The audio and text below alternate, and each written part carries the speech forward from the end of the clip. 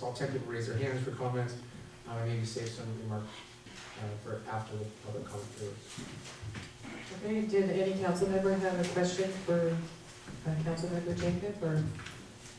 As for the city attorney, my understanding of this is that our current regulations in Sebastopol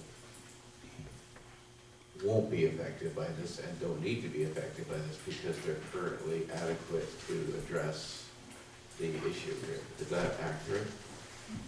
That's correct. In my opinion, this resolution is not directed at Sebastopol at all, and need not be. Okay. And I think you have some word, is this like a kind of, and I guess this would be directed at Councilmember Jacob, is this like a template reso, or is this specific to Sebastopol? The reason I ask is there's some wordsmithing issues that I identified that. This resolution was a Google Doc that was developed by myself, the California Growers Alliance, the California Growers Association, the Sonoma County Growers Alliance, as well as the president of the Board of Supervisors office. Okay.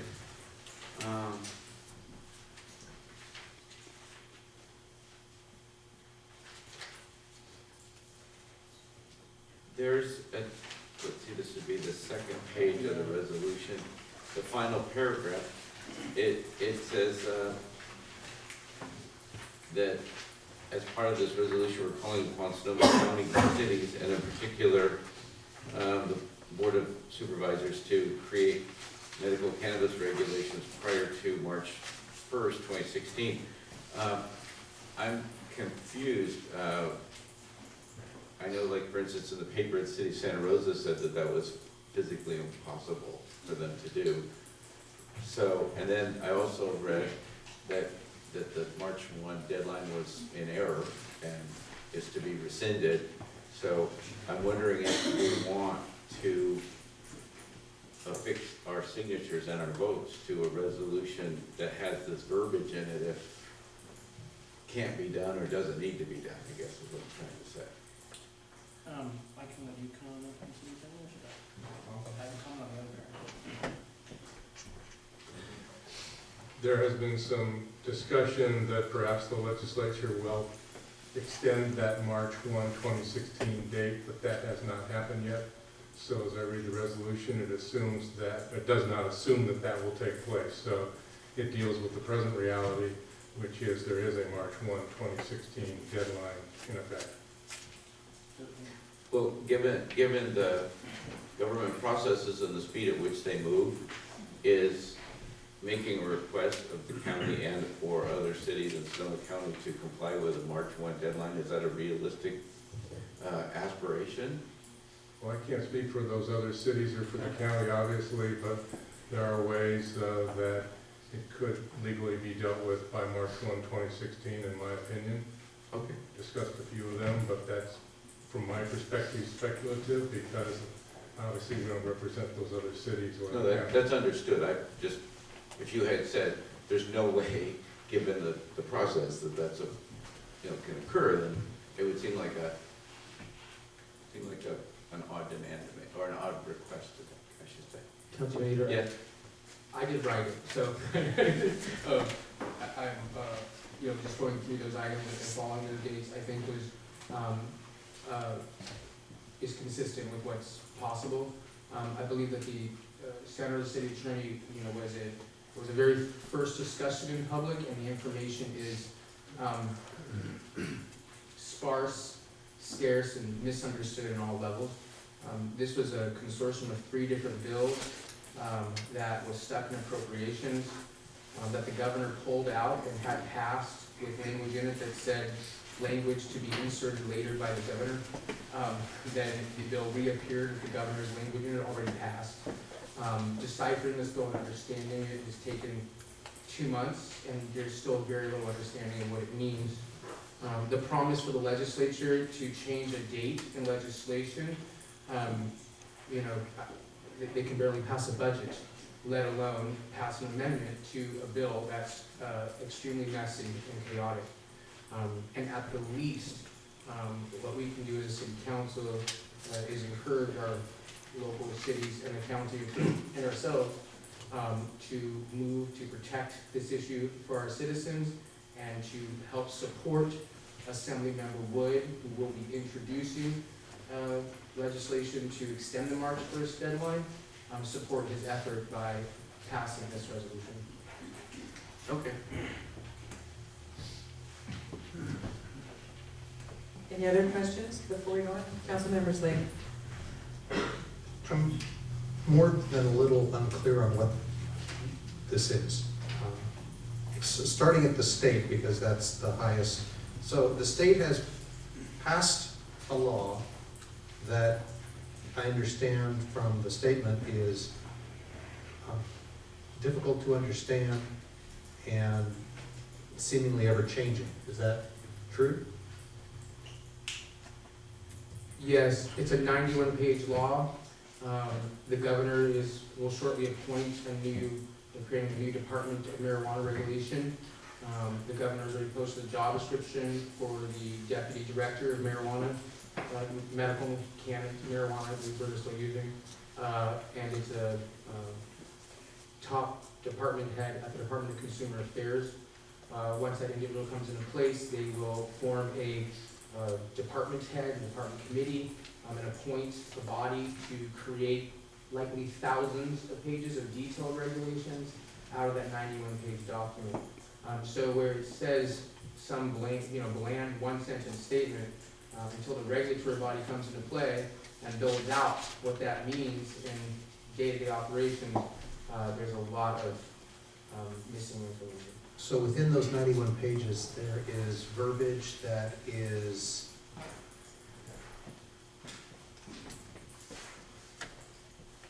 that states if local municipalities, counties, and cities do not have regulations in place, then the state legislation will rule the day. Will become the default. And the local regulations, I'm trying to get down to the nitty gritty here, and I'm not quite sure even what my questions are, so forgive my ignorance on this. The local control allows local municipalities to regulate virtually anything in regards to this industry? Well, there are, in the state law, there are 17 license types now. For what? There are several different licenses specifically for cultivation of different sizes, indoor, outdoor, greenhouse, mixed, outdoor, and supplemental lighting. Okay, 17, yeah, And from the there's state. dispensaries, transportation, manufacturing, distribution. So now there will be, everyone will have to have a separate license. It will go through multiple hands between producer to the retail operator. It's created a huge regulatory framework for huge taxes. So the 17, this is within the 91-page bill from the state? Yes. Okay, this is all new. Okay, I'm starting to understand this now. Yeah. So, I may have more questions. Good, yeah. See what I wrote down earlier. And, yeah, the item didn't really explain obviously for me. So do I understand that there's a difference between commercial, so what we're talking about is commercial cultivation, and I understand that there are large collectives which at this point in time are not considered commercial? there are large collectives which are not considered commercial producers scattered throughout every city in Sonoma County and Sonoma County and north and south, I mean, everywhere, that are currently operating under a gray market, an unrecognized market. And these individuals have lived as semi-law-abiding citizens And this bill begins to clarify the legal from the illegal. And if we as local communities do not clarify that in detail to maintain small local farmers and small collectives, then those individuals will become more clearly illegal to law enforcement, which will potentially lead to more raids, more prosecutions, additional resources being expended to the DA's office. There's a number of concerns around social equality issues around this issue that come up. If we continue to ignore these citizens, we will push them further into an illegal lifestyle, causing a whole other set of issues that aren't even contemplated in this bill this way. Okay, and to just follow up on your initial comments, that I understand that there's likely large, heavily weighted support for this item. I would also just like to remind everybody that just in case somebody does speak a counter opinion, that's okay. We don't need to hate people who think differently than we do. We need to understand that everybody's entitled to his or her own opinion.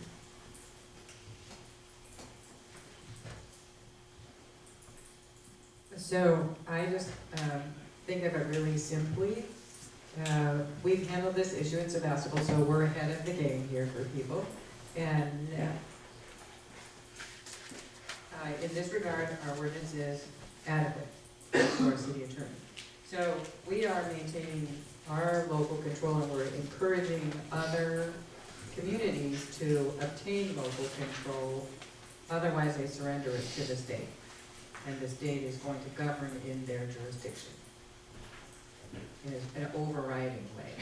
They won't have the opportunity to create a local ordinance. We think. We believe that that is one of the small issues, I think, that's coming up around this item.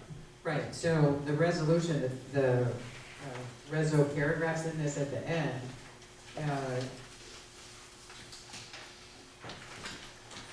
say what we're gonna do.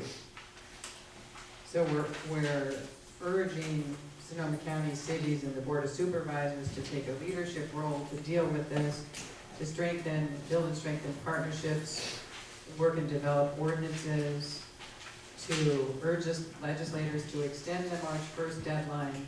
And then there are two paragraphs about farmers under 5,000 square feet and permitting, micro farming permits. Would you like me to expand on this? No, and then it says we're gonna send this to all the governments. I mean, those are the points of our action tonight. I just wanna be clear, that's what we're doing in resolution. Okay, that's my comment. Any other questions or comments for Councilmember Jacob? We're good to let the audience speak? Yes, actually, I have two other things I forgot to bring up earlier. Can you, and I guess this should be for Councilmember Jacob, can you speak to the statement made in today's paper? It says, and I'm quoting from the Press Democrat, this is Assembly Member Wood, Jim Wood, and he's saying that local governments need not worry about losing control immediately, he said, because there will be no state regulatory structure in place at that time. He's referring to the the March 1 deadline. In other words, my question, I guess, is that there's this call to action to meet the March 1 deadline, but what I'm seeing him saying here is that that's loss of local control is not an immediate effect on March 1 because of the lack of infrastructure in place at the state level. Is that accurate? Well, I think it's accurate that as of March 1st, the Department of Consumer Affairs will not be in place to hold cities and counties accountable to the March 1st deadline. But when that entity does come into power and finds its place at the end of 16 or early 17, it will be looking back on history and saying who was compliant. There's also a law that says that people who are compliant by January 1st have a priority licensing process. That body's not going to be in place then either. But when it does come into place in September of 16 and it looks back and it says who was in compliance by March 1st or not, that state body will then make a decision on how it's going to deal with those entities or not. So the fact that the regulatory department is not in place by March 1st doesn't mean the regulatory department can't hold cities and counties accountable to the March 1st deadline. The March 1st deadline was heavily pressed by the Police Chiefs Association and the League of California Cities. Both those entities would prefer to have as few operators valid as we go into the new licensing scheme, because there's fewer people to monitor, and it's easier for them to regulate bad operators from good operators, etc. But that system forgets and misses many of our middle-class small farmers who are currently in play, and though they want to be compliant and want to work with cities and counties and law enforcement to be good operators, we currently don't offer them a process to do that. Okay, and my final comment or question actually is for the city attorney, and just trying to keep it straight and clean here, but is there any conflict of interest concern regarding Councilmember Jacob voting on this item and his profession? This does not promote or tend to influence or direct any action within the city of Sebastopol, saying and except asking the council to express an opinion, asking other cities and the county to consider taking action of their own. Okay, thank you for that clarification. That's good. Thank you.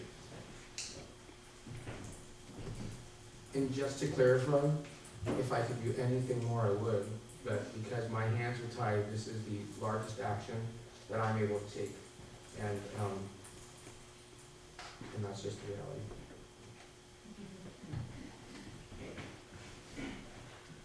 All right, so it's your turn to speak. It would be helpful to us if folks would line up at the podium and be watchful of the clock. As two council members have said, it's important to be 60. If you support earlier speakers, help us out and just mention support without repeating things. For all people's comfort and safety here, I would appreciate if people don't clap or make other expressions of approval or disapproval. We'd like a really calm and neutral environment here. Welcome. Hello again. Hello. Nice to see you again. My name is Joanna Cedar. I live at 225 Dutton Avenue in Sebastopol. It's a pleasure to be with you here this evening. I'm a 13-year resident of the city of Sebastopol and a West County resident for the past 29 years. I'm here to speak in support of the resolution inviting city councils and the Sonoma County Board of Supervisors to implement medical cannabis cultivation ordinances. I'd also like to commend the city council for its leadership on this issue and for being a valuable resource to other elected officials and appointed planners in our county and well beyond. Sonoma County has a long history of cannabis cultivation. When I first moved to Sonoma County almost 3 decades ago, apple orchards dominated the landscape.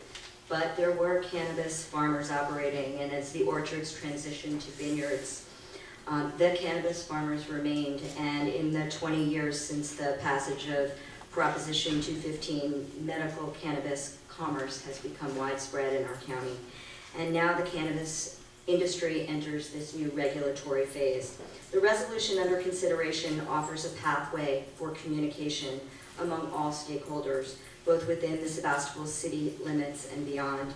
As the cannabis industry comes out of the shadows and into the light, there will be many benefits for this community. From an environmental standpoint, the resolution explains that cultivators and others will be able to fully participate in the agricultural landscape of Sonoma County. They'll be able to preserve the safety of our water resources, participate in energy reduction programs and other programs that are vital to community health. From an economic standpoint, the resolution recognizes recognizes that from the smallest micro cultivators to the larger growers to the collectives to the ancillary businesses, tens of thousands of jobs are connected to the cannabis industry and must be protected for the continued economic health of our community and for the patients who depend upon safe access to high-quality medicine. Sebastopol again takes the lead with the proposed resolution. I am proud to be represented by the City Council, as Sebastopol has already acted to allow cultivation, so the city will retain its right to regulate it. And I'm grateful for your willingness as a part of the City Council to take a leadership role on this issue, work with other elected officials and other policymakers to share your experience enacting common sense permitting and public safety guidelines, and to help them understand the negative economic and social impacts of inaction at this time. The proposed resolution is in fact groundbreaking in that it both educates other localities and offers them a pathway to responsible regulation that recognizes the enormous economic contribution of the cannabis industry in our local community, protects the environment, and ensures public safety. I thank you for your time.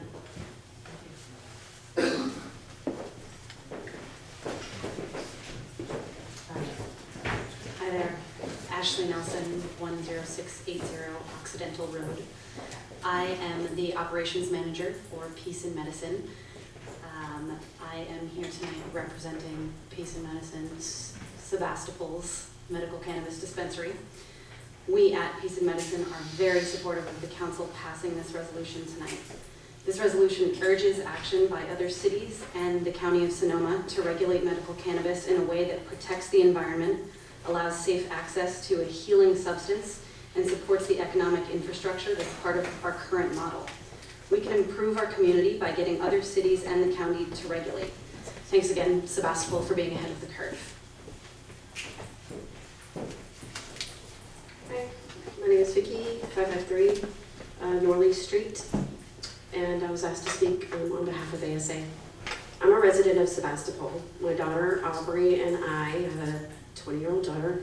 We made the decision to relocate 2,500 miles from Alabama to California for access to this medical cannabis. And we chose to live, shop, and pay taxes in Sebastopol.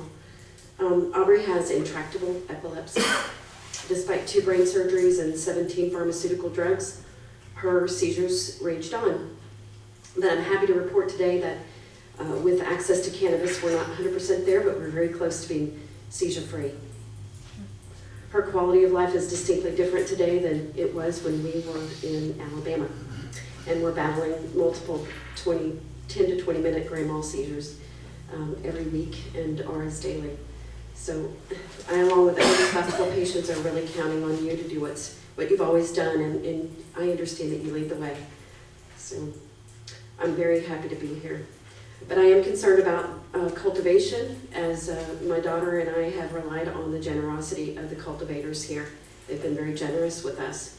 And as long as the permitting costs are reasonable, they can continue to be able to afford the donations in compassionate programs for patients like Aubrey. As we go through the permitting process, will you consider keeping the needs of the patients your #1 priority? Aubrey and I arrived in California with 2 suitcases and a dog, and we would gladly do it again. And I feel very honored and happy to be in this town. Thank you. Thank you very much.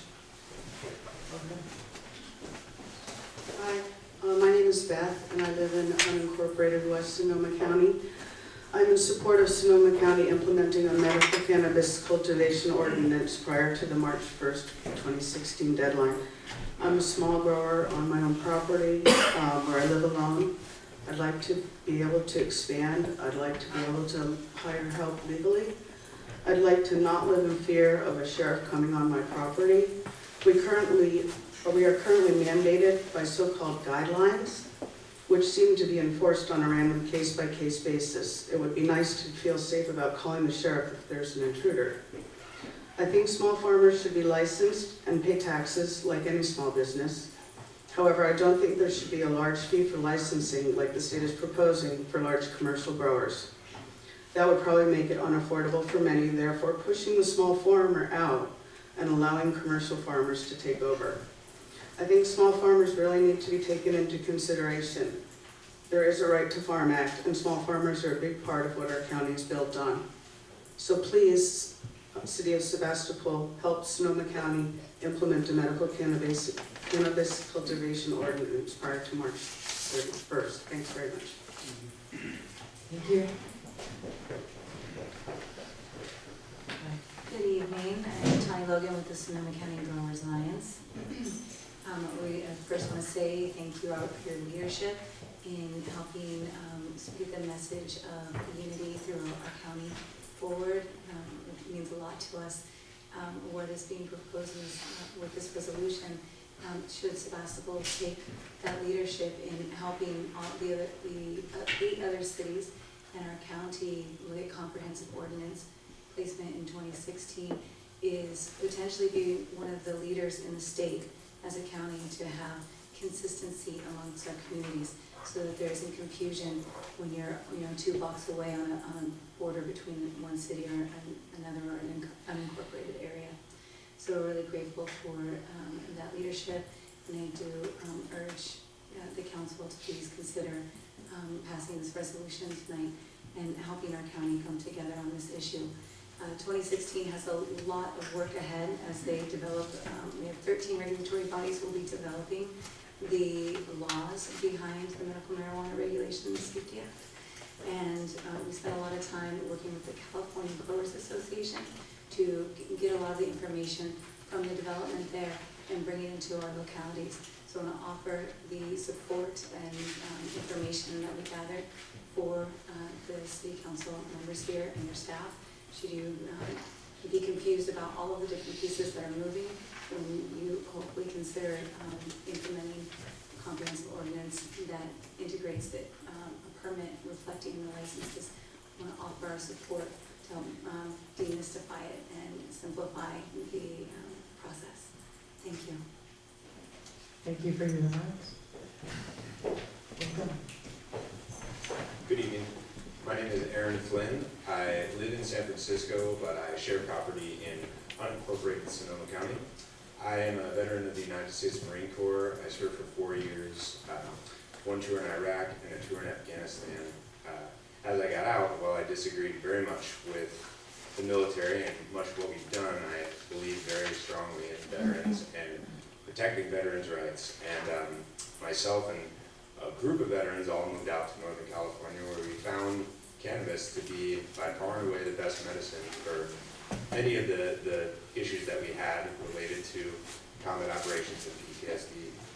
We look forward to farming and cultivating that same medicine that can continue to help veterans and improve their quality of life. I'm also starting the chapter of the San Francisco California Growers Association, and I just wanted to bring up a point. We see down in San Francisco the difference between San Francisco and Oakland, and those 2 cities making very different rules regulating cannabis. I believe that you guys have an opportunity to create a rule structure that allows for very smooth operation between the cities inside of your county. That type of smooth operation will really promote folks to come above board and follow the rules, as opposed to staying underground and continuing the black market. Thank you. Thank you. I appreciate how people are under 3 minutes or something. Everybody's already taking all the good points. No, there's so many more good points. My name is Jamin Robert Eschel. I'm 4th generation Sonoma County, moved here in the 30s. I've seen everything, just hearing stories from my family about the time that Sonoma County used to be, where bears used to walk into town, and all the old stories.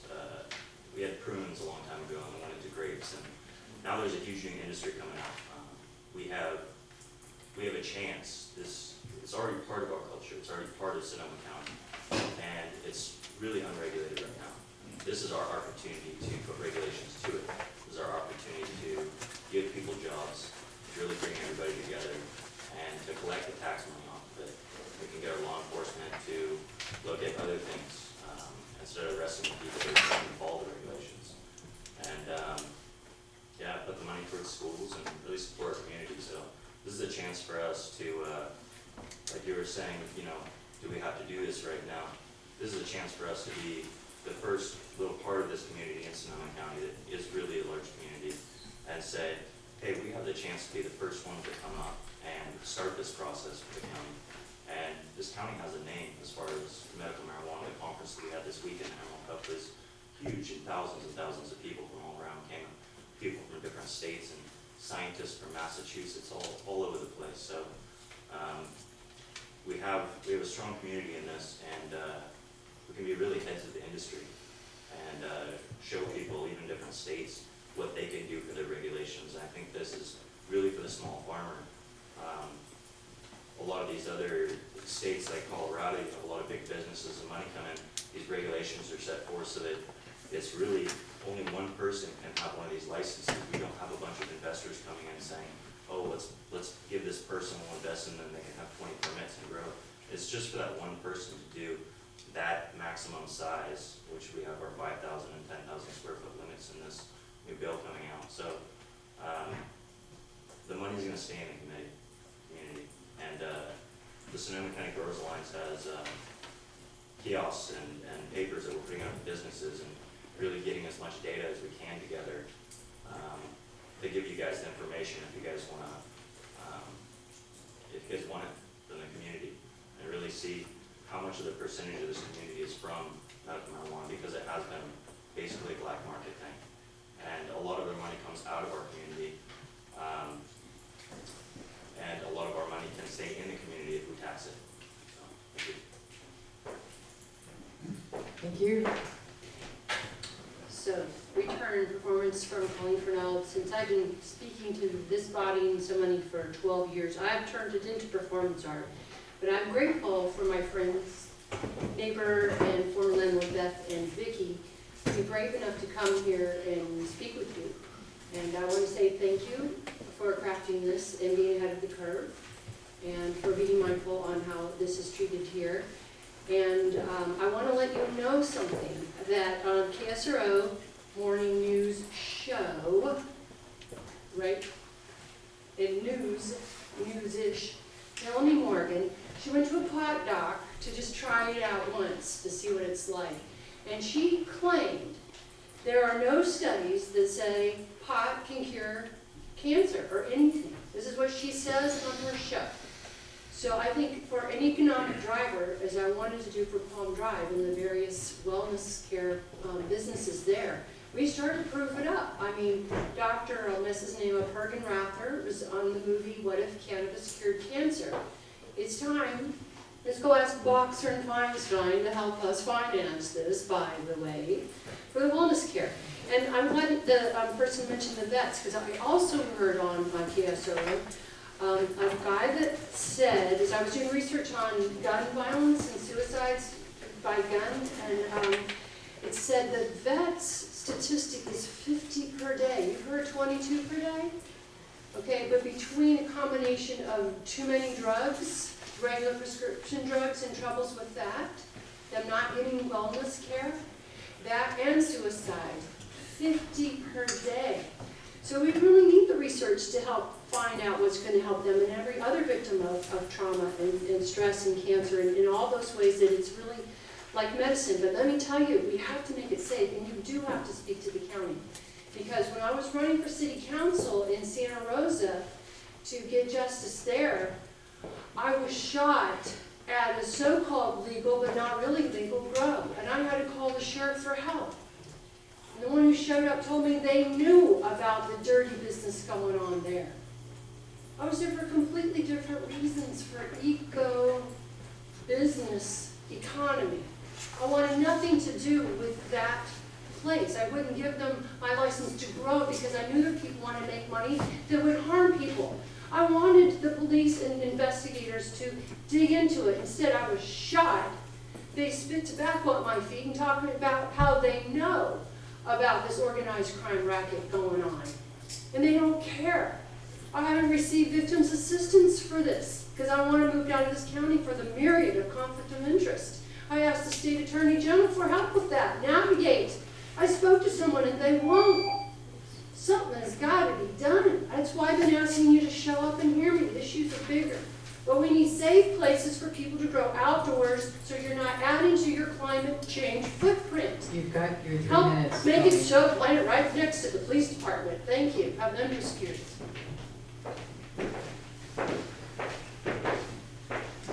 Good evening, Michael Karnaki, 385 Murphy Street, Sebastopol. And all the times I come to a city council meeting, actually, this is the first time I actually caught a whiff of the agenda item.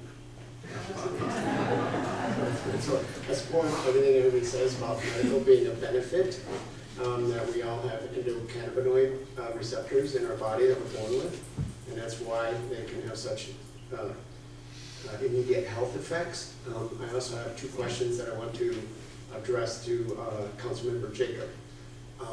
The first one being, you were talking about things that people don't want to talk about. The first one is, we don't even want to talk about the fraud that's happening with regard to it. I think as an enlightened society, if we're moving that way, that we would all have to admit that there is some fraud in the movement with regard to the doctors. So I'm wondering how the state bill will address that, if it will. And the second thing is, under federal law, when you apply to own a firearm, one of the boxes you check is that you don't use drugs. So I'm curious as to how, when you go and then you get a medical license, and it says that you do need drugs, so how does the state, that would be under state law, so how does the state and the federal law, and how do they relate to each other, and does the state bill address that issue as well?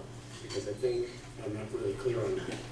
But other than that, again, I want to emphasize that I do recognize the medical value of it, and I have a lot of friends, and I hate using the F word, the fraud word, and the legalities of firearms, but I think it's important that it's brought up.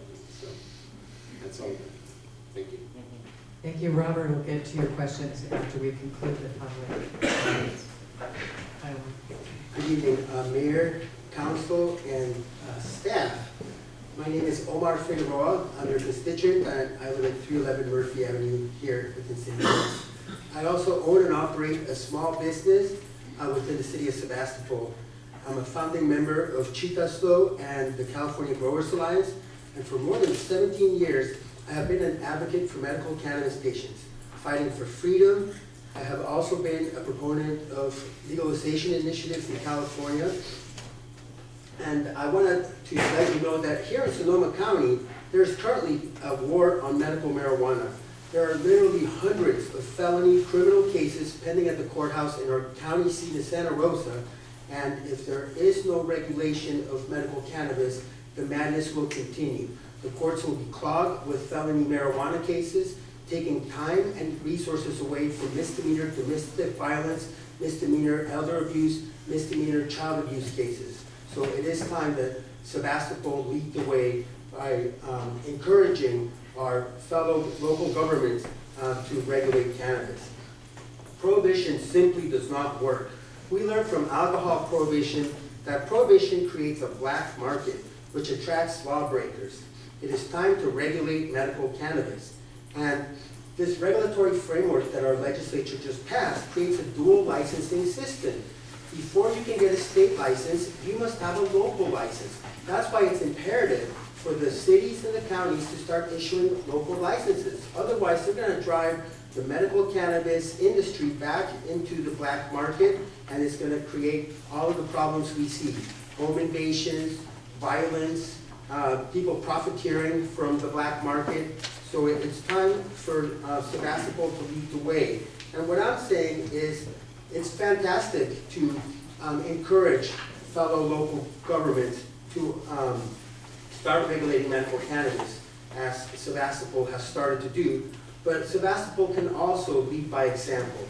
There are 17 different license categories, and you can choose to start issuing some of those license categories. For example, testing of medical cannabis. It's impossible to get a testing license for medical cannabis here in Sebastopol. Distribution of medical cannabis.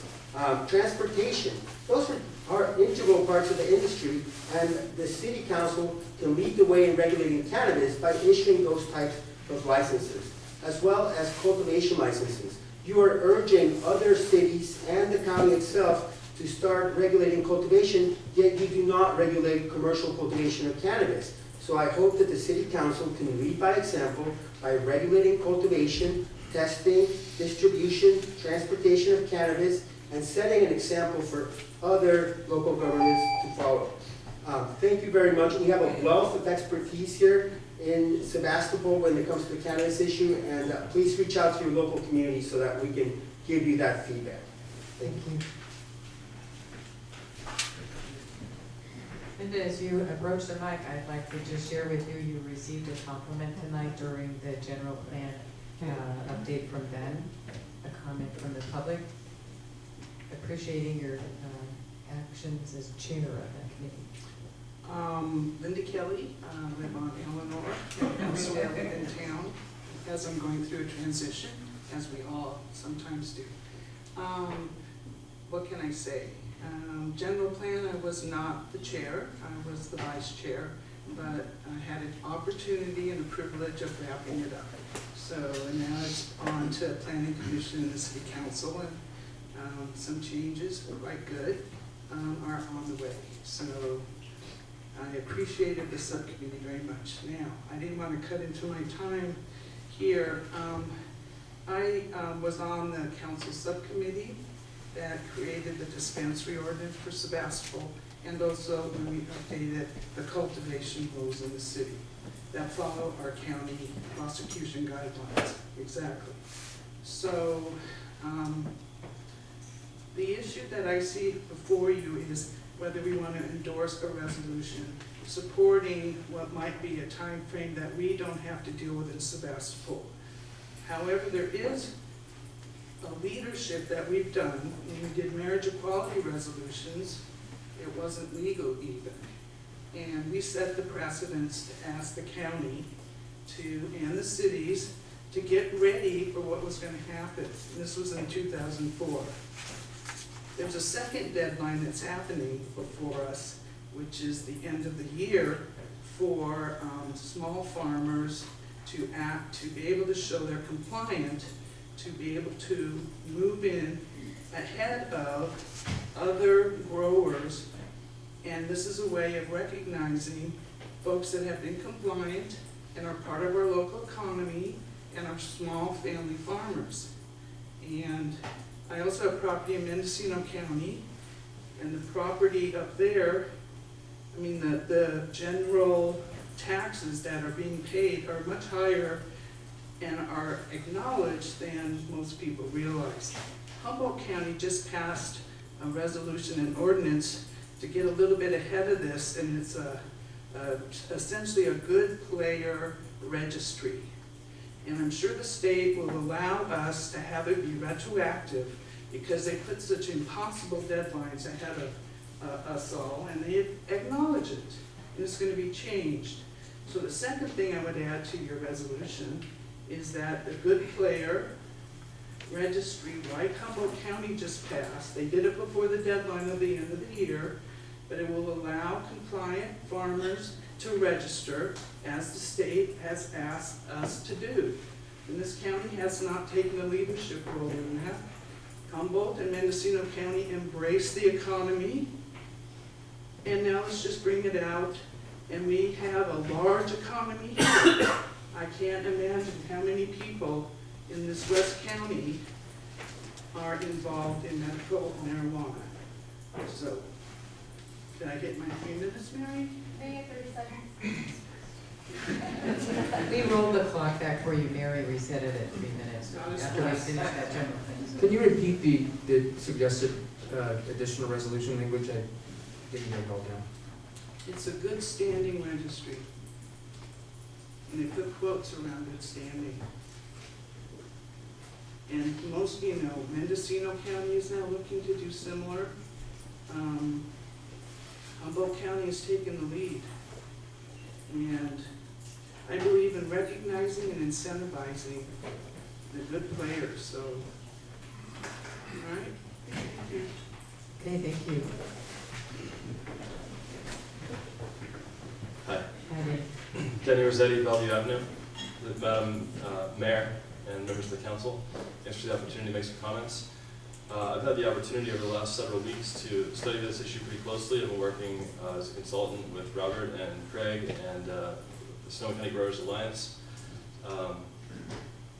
Been looking at a lot of these types of issues in the county over the last 13 years, and I know that Sebastopol has been, and I've always been very proud of Sebastopol for being a leader in regional issues and urging other councils to take action when these types of issues come up. So, as your constituent, I am excited that you're looking at this. I can tell you with the laws of the state, you would think, being on the verge of world's 8th largest economy, right? And we're on the verge of something pretty big, and it still gets pretty fuddled up on the way to making good policy. So, the March 1st deadline may be a bit arbitrary, but it is there, it's staring us down, and I think it's really important for local control to be taken seriously by this jurisdiction, which I'm glad we're already in that position, but other jurisdictions in the county as well, because our neighbors and our friends and our countrymen, if you will, are not necessarily following political lines when they go to work in the morning, right? They're going to work in Santa Rosa, they don't live in San Sebastopol, or I think that's an important thing to keep in mind. Environmentally speaking, it hasn't really come up a whole lot, but I think keeping this emerging economy and this existing economy as much as we can out of the shadows and embraced is only going to give us the ability to get programs to them like water conservation, energy conservation, soils and chemical safety programs, and just pushing those folks out into the wilderness, if you will, is not a smart thing to do. So thank you for your leadership and for considering this and for the opportunity to speak. Thank you for coming this evening. If anybody else would like to speak after Craig, it looks like maybe Ray does, come on forward and line up. Thank you, Madam Mayor, and council members and staff. Craig Litwin, I was on the council with Linda Kelly and served on the subcommittee, for those who don't know, on the medical cannabis dispensary ordinance. And when we created that ordinance, we really urged other areas in Sonoma County to do a similar thing. Same thing with marriage equality. I was on the council with Linda, and she said we really need to do this. Well, the full council supported that. Other cities in the county followed suit. What's nice about tonight is we're not asking you to take any immediate action. That's not what's on the agenda. We're asking you to remind folks that your forward-thinking strategies on a multitude of issues, from cheap to slow, to marriage equality, to green building, to wood smoke, to medical cannabis, are what other people need to be doing. And by simply pointing to them and saying, you can do this too, that's huge. Here's what I'm seeing. I was down in Marin last week. I was at the Santa Rosa City Council a couple weeks ago. All the cities and counties around here are going to start thinking that they have to do something for cultivation by March 1 because that's what the law says. Yes, it will probably change. It may retroactively, we may be okay, but as the law is written down, that's the rule. And so every city and county is going to act on this, and they're going to decide whether to ban cultivation, allow for personal cultivation, or allow for personal cultivation and limited collective/commercial cultivation. And that's the choice that they're all looking at now. And then once they make that choice and we get to March 1, they're going to look at the next choice, which is other licensing types, what else to do. I think this is really a long-haul process, and this is an opportunity, while everyone's going to be focused on it, to say there's a right way to do it. It's important for the economy, it's important for the environment, and it's important because it's the best therapeutic substance known to humans. It's been documented for thousands of years. Thank you, everybody. Thank you, good to see you. Any other speakers? Did anyone want to come forward and comment on this? Have we got all your remarks? Looks like we do. Anybody out in the lobby? Is it good out here? Okay, just want to make sure. Now, so we'll bring this back to the council. First, I want to give Councilmember Jacob an opportunity to answer the questions or some of the comments if you wanted to. I got 2 questions and I believe a suggestion for an additional for result. The first question was fraud. How will the state bill address fraud? All industries have fraud, unfortunately. The less regulated those industries are, the more fraud they have. So by simply creating a 2-step license verification system for operators with not only local jurisdiction, but the state government, there will be a reduction in fraud. Currently, the State Board of Equalization estimates that it only captures 30% of sales tax revenues from the retail sales of medical cannabis in the state. This system will also help capture those funds and bring people into a more compliant marketplace. So regulation decreases fraud. How does the state and federal law relate to each other? What about people with firearms? You know, guns scare me. So, you know, I would hope everybody smoked cannabis and couldn't get a gun myself. But other people like guns, you know, except the police. So the, you know, I would assume that whatever box you're talking about doesn't pertain to pharmaceuticals or medicinal drugs, or there would be a problem. And I would categorize cannabis with medicinal herbs, or if we have to, pharmaceutical drugs, which I do not believe are covered under that issue. As far as federal law, everybody's hoping and praying that on Obama's way out, he'll deschedule cannabis completely and actually change the world even more. But we don't have much control of the federal law right now. Linda Kelly's suggestion that we add something in around compliant farmers. It is covered lightly in the current resolution. I think that Linda was suggesting that we make a little more, maybe it's a whereas, and maybe we should consider turning that into a therefore be it resolved. I'm trying to find it right now. It's on page 1. There is a whereas about Humboldt County Yeah. and the. Second from the bottom on page 1. We may want to consider turning that into a let it be resolved. And then I also realized that